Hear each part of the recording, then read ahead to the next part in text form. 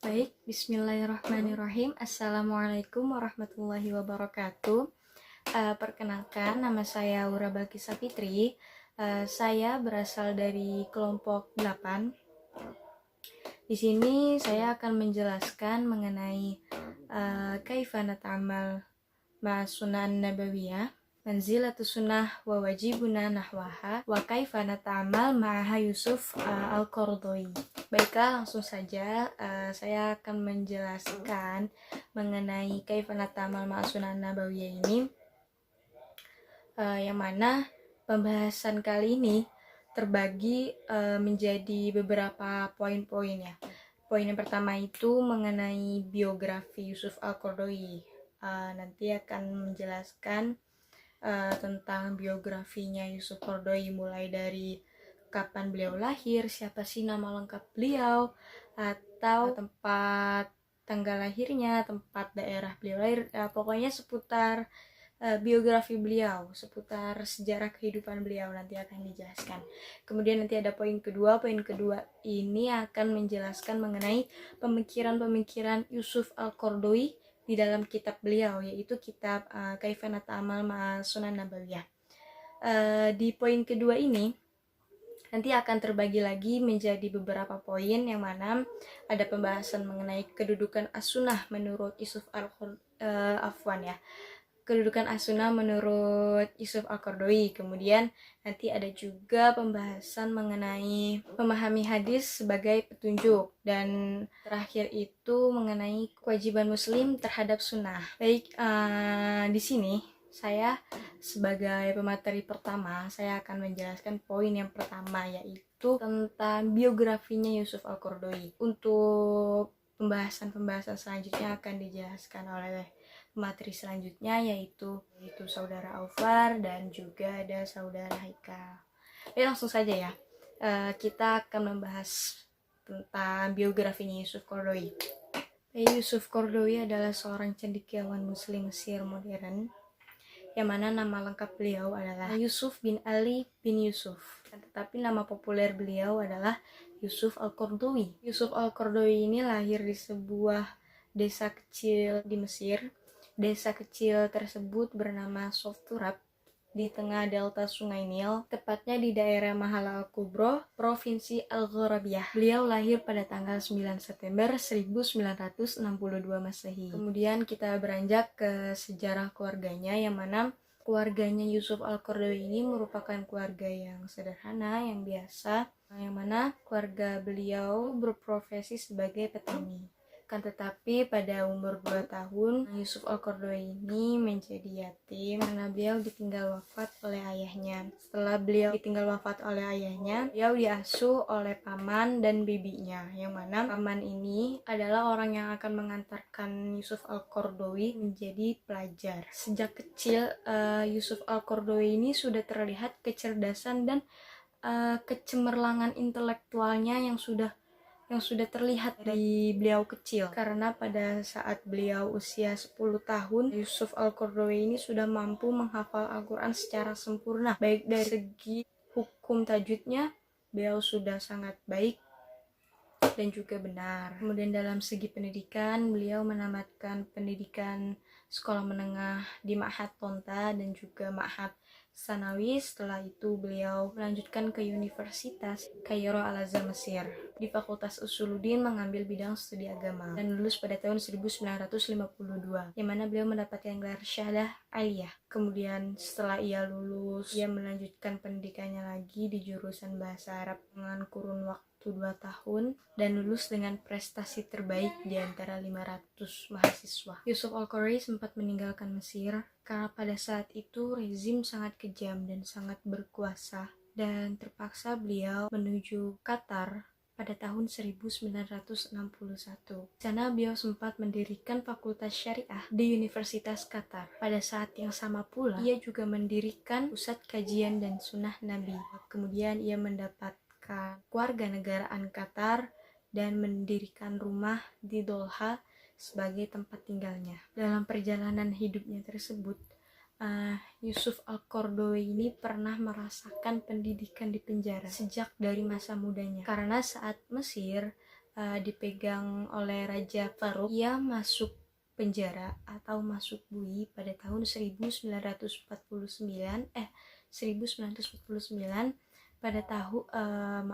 pada usia 23 tahun karena keterlibatannya pada pergerakan Ikhwanul Muslim.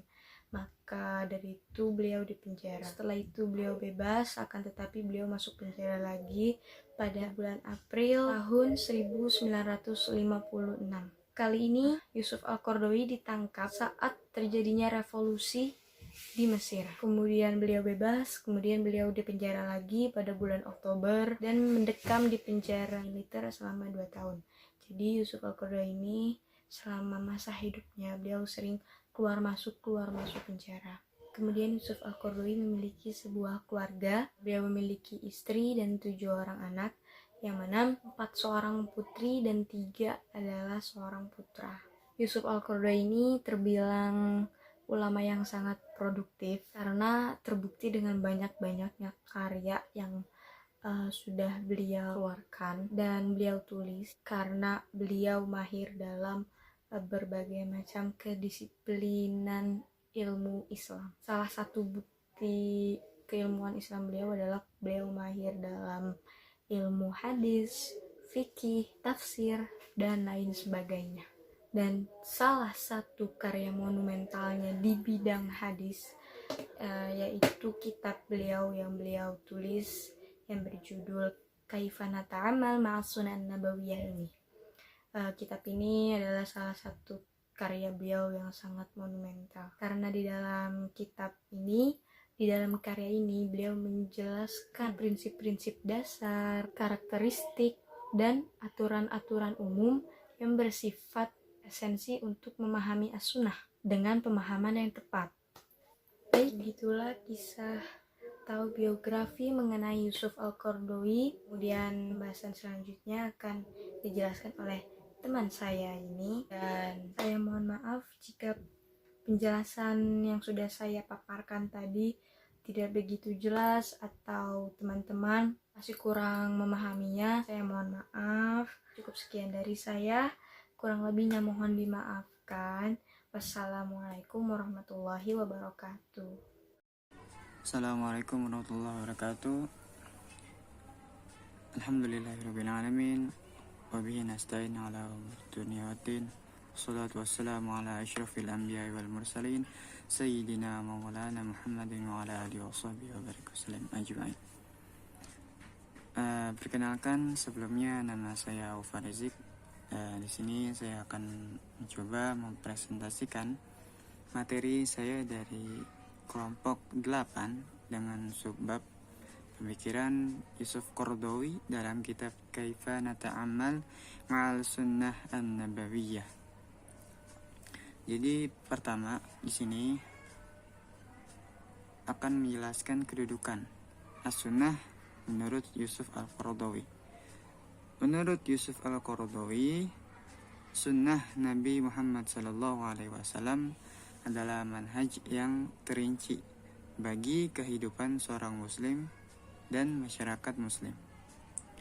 As-sunnah atau biasa dikenal dengan hadis Nabi Muhammad SAW merupakan penafsiran Al-Quran dalam praktik ataupun penerapan ajaran Islam, baik itu secara faktual dan ideal. Hal ini mengingat bahwa pribadi Nabi Muhammad SAW merupakan perwujudan dari Al-Quran yang ditafsirkan untuk manusia, serta ajaran Islam yang dijabarkan dalam kehidupan sehari-hari.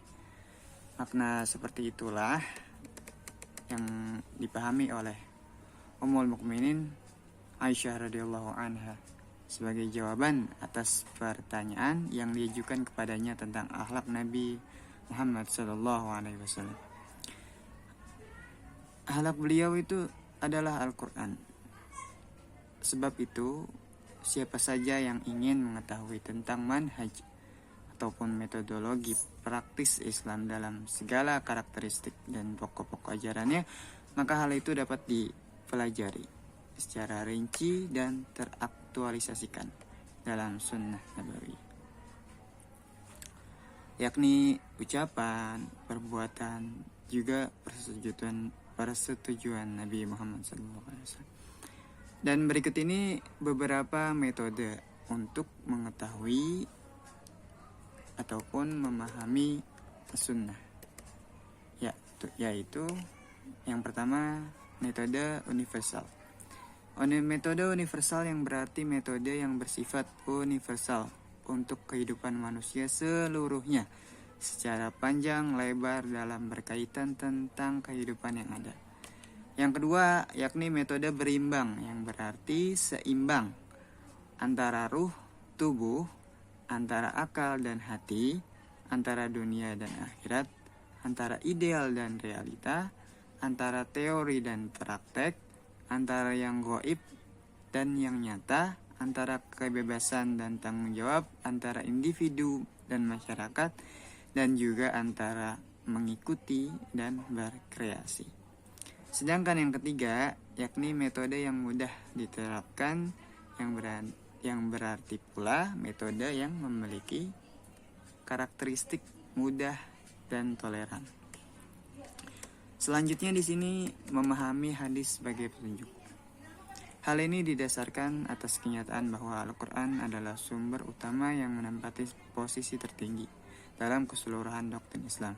Sedangkan sunnah adalah penjelasnya yang bersifat teoritis. Dan di satu sisi ia juga merupakan aplikasi praktis terhadap Al-Quran itu sendiri.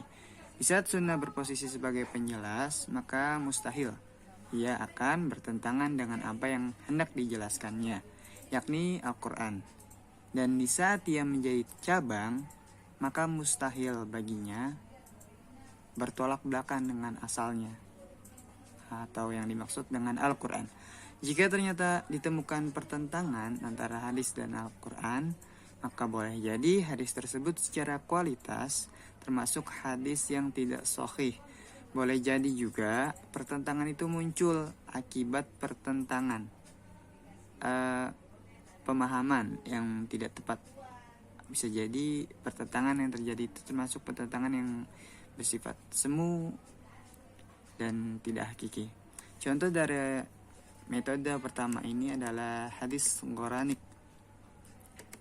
Hadis palsu ini yang menurut Al-Qardawi harus ditolak karena bertentangan dengan surat An-Najm ayat 19 sampai 23. Hadis tersebut berbunyi, Hadasana Yusuf bin Himad qala hadasana Ami bin Khalid qala hadasana Syu'aibah an Abi Bashar an Sa'id bin Jubair an Ibnu Abbas fima asabashik fil hadis anna Nabi sallallahu alaihi wasallam kana bi Makkah faqara'a surat An-Najm hatta intaha ila afara'aitumul lata wal izza wa manahal salasatul akhir. Gini langsung saja kita ke artinya. Qala Rasulullah SAW, jadi artinya ikuti dan berpegang teguhlah terhadap suatu sunnahku dan sunnah khulafaur rasyidin setelahku. Mungkin kurang lebihnya mohon maaf. Apabila ada salah kata mohon dimaafkan. Wabillahi taufiq wa hidayah. Assalamualaikum warahmatullahi wabarakatuh. Perkenalkan, nama saya Haikal Khalilullah.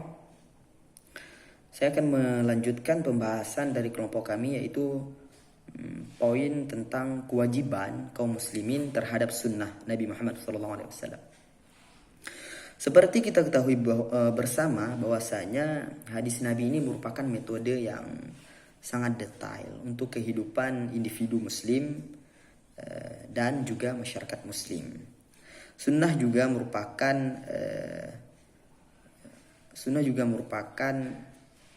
suatu upaya interpretasi atau dalam istilah lain hermeneutik dan pengejauhantahan Islam. Rasulullah SAW bertugas menjelaskan Al-Quran dan mengejawantahkan Islam. Dengan sabdanya, perbuatannya, dan sejarah hidupnya, seluruhnya, baik dalam kesendiriannya maupun bermasyarakat, ketika berada di tempat ataupun bepergian, ketika terjaga ataupun tertidur dalam kehidupan khusus maupun dalam kehidupan umum, dalam berhubungan dengan Allah Subhanahu wa taala, ataupun berhubungan dengan manusia, dengan orang-orang dekat, orang-orang jauh, orang-orang yang mencintai dan orang-orang yang memusuhi, dalam masa damai dan masa perang, ketika sehat walafiat, dan bahkan ketika mendapat musibah. Kaum muslimin berkewajiban untuk mengetahui metode atau sunnah Nabi Muhammad SAW yang rinci dengan segala karakteristiknya yang universal, komprehensif dan mudah, serta mengandung makna-makna robbani yang kokoh, makna-makna kemanusiaan sebagai cabangnya, dan makna-makna budi pekerti yang murni. Hal ini mengharuskan kita selaku kaum muslimin mengetahui sunnah yang mulia dengan sebaik-baiknya, sebagaimana yang berhubungan dengan pemahaman maupun pengamalan, sebagaimana yang telah dilakukan oleh generasi terbaik umat, yaitu para sahabat dan orang-orang yang mengikuti mereka dengan baik. Krisis kaum muslimin pertama pada masa sekarang ini adalah krisis pemikiran, sebagaimana yang dikatakan oleh Yusuf Qaradawi.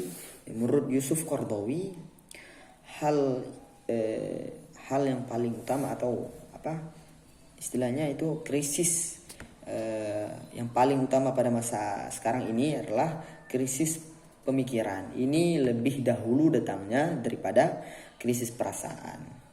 Sebagai contoh yang paling representatif dari krisis pemikiran ini adalah yaitu pemahaman terhadap sunnah. Krisis pemahaman terhadap sunnah dan yang berhubungan dengan sunnah. Terlebih lagi dari sebagian aliran kebangkitan Islam yang sangat diharap-harapkan dan nanti-nantikan oleh umat di seluruh pelosok dunia, tidak sedikit dari mereka yang salah dalam memahami sunnah yang suci. Dari pendapat Yusuf Qaradawi tadi, sampai sekarang memang masih banyak orang yang tidak mengetahui cara memahami hadis Nabi SAW. Di antaranya harus mengetahui kapan, di mana, bagaimana konteks, selaku apa Rasulullah SAW ketika sedang berbicara. Ini yang perlu diketahui umat. Sehingga apabila kita boleh mengambil istilah dari Syuhudi Ismail, beliau mengatakan bahwasanya ada hadis yang dipahami secara tekstual dan juga ada hadis yang dipahami secara kontekstual. Baik, mungkin hanya itu yang dapat saya sampaikan. Saya akhiri, billahi taufiq wal hidayah. Wassalamualaikum warahmatullahi